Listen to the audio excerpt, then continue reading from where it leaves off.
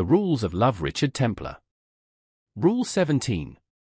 Make sure you both have the same shared goals. There's this couple I know.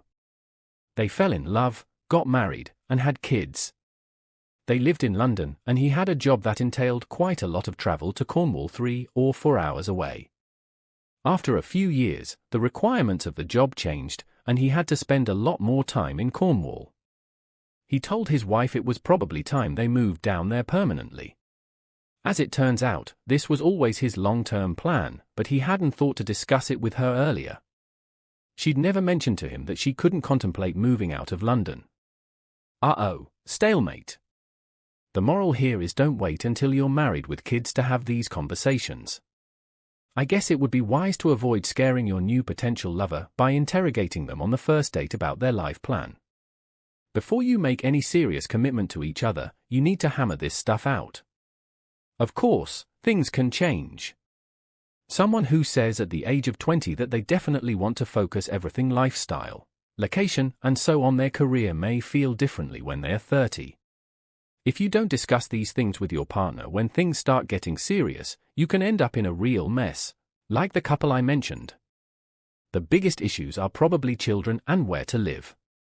Then there are other things too. Perhaps one of you has always wanted to retire early and travel, while the other is phobic about flying, and hates to be away from home for more than a week at a time. I'm not saying you should hold your partner to a whole life plan. You can't always know how you'll feel, and people are allowed to change their minds. I have a friend who made it clear to his new girlfriend from day one that he never ever wanted children. She agreed to this, with huge sadness because she really wanted a family. However, some years later they accidentally got pregnant. They lost the baby, and it devastated them both. They went on to have 2 kids out of choice, and he's now a devoted dad. Be warned, it doesn't always work out.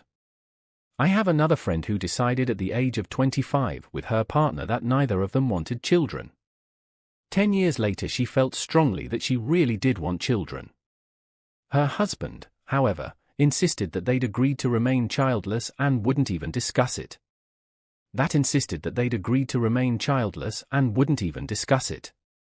That was one of the many reasons they finally split up, but not until she was in her early 40s, and it was too late for her to become a mother. Just make sure that you don't commit yourself to a lifelong relationship with someone until you have a general idea about their views on lifestyle, kids, and how to bring them up, where to live, how much to travel, and all those other things that can seem distant now but could make or break your relationship in the long term. Be prepared for the fact that though one of you may change your mind, one may not. Before you make any serious commitment, you need to hammer this stuff out.